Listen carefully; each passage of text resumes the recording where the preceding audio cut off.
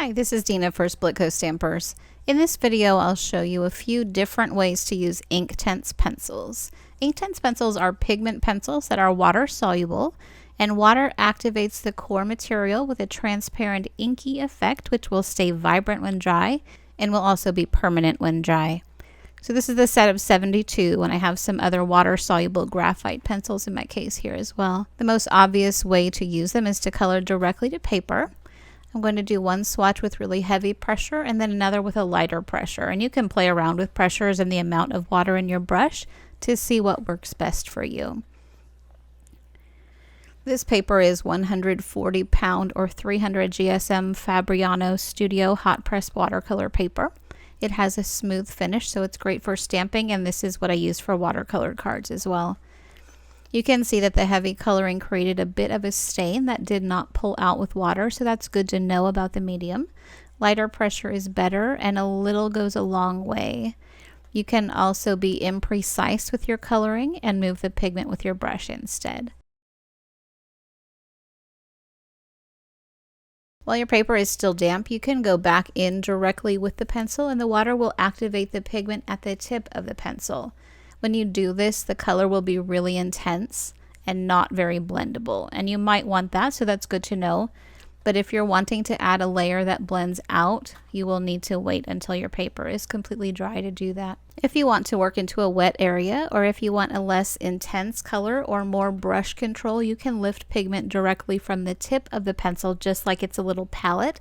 And I use this technique a lot for layering in color or adding details. You can brush directly to the paper, or you can brush water onto the paper first and then add in the pigment and let it bloom into the wet area. This is a great technique with these pencils, and it's just good to know that you don't have to use them at 100% intensity all the time because they are intense.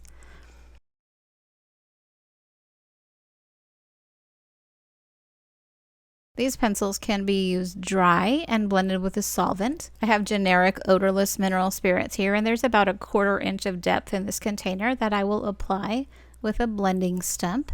You can also use an alcohol blender or another solvent with really nice results. And the color is more flat than blending it with water. They really do come alive with water blending, but it's good to know that they can be used in these other ways as well. These pencils can be used dry and layered and blended into each other without using a solvent. A lot of them are pretty vibrant or dark though, so that might not be your preferred method, but it can be done, so I'll include this method too.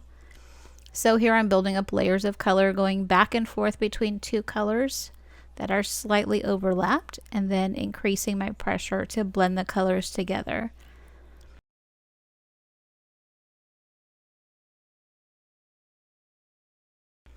You can also burnish them down with a blender pencil, and the one that I'm using is by Prismacolor. There are other brands. It's basically a regular colored pencil with no pigment added, and it's used to press the layers of color down into the tooth of the paper. So there are lots of options for coloring with these pencils, and if you have the pencils, you'll hopefully be taking time to experiment on your own, and you will find the techniques that fit your style. I mentioned that the pencils are permanent when dry. That allows you to layer over them without disturbing your first layers. Some other watercolor mediums will lift or bleed when you go over them, and these will not do that. I just grabbed watercolor paints here because they're easier to pick up with a wider brush, and I can go right over these swatches without disturbing anything, even with the one that's blended with mineral spirits, and I wasn't sure about that one. I didn't include the dry swatch here, but that one can still be activated with water. However, anything that has already been activated and has dried will be permanent. Here's a stamp image that I colored in using some of these techniques, so let's speed through that process a little bit so you can see how they apply to a stamped image. I started coloring directly with a yellow layer on the leaves, and you can see I'm basically scribbling here, and then I'll use the brush to blend that color out more precisely.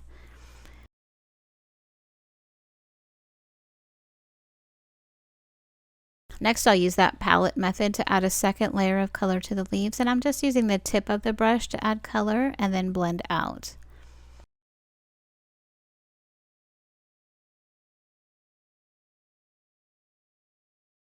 And then this is a darker blue, which will turn green over the yellow since the colors are so transparent.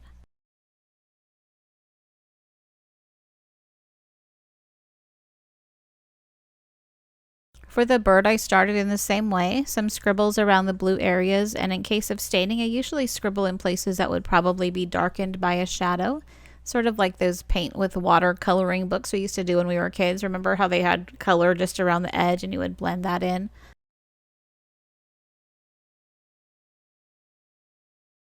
I'm adding shading with the palette method again, just for a little more control since this is such a dark blue.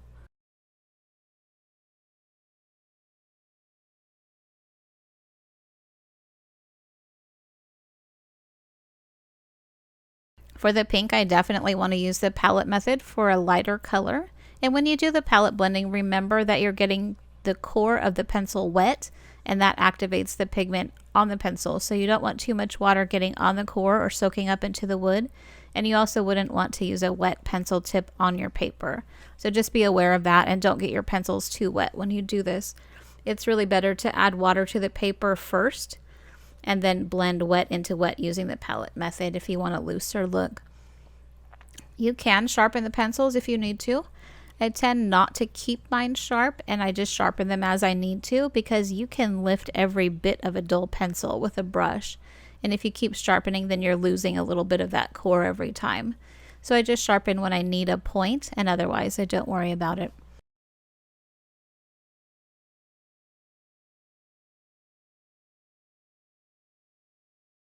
For the background, I added water where I wanted to start, and then I dropped color in, and that lets the wash sort of do its own thing rather than brushing it directly. And that softness is nice for a background. You can see that I don't have to be really careful around the edges of the bird because that color has already dried and it's permanent.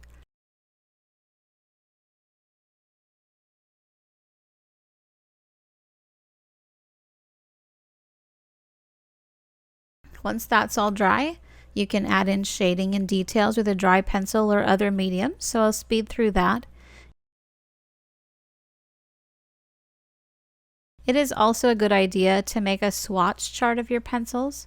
Some of the painted ends don't match the colors of the cores very well, so it's good to have an actual reference in a chart.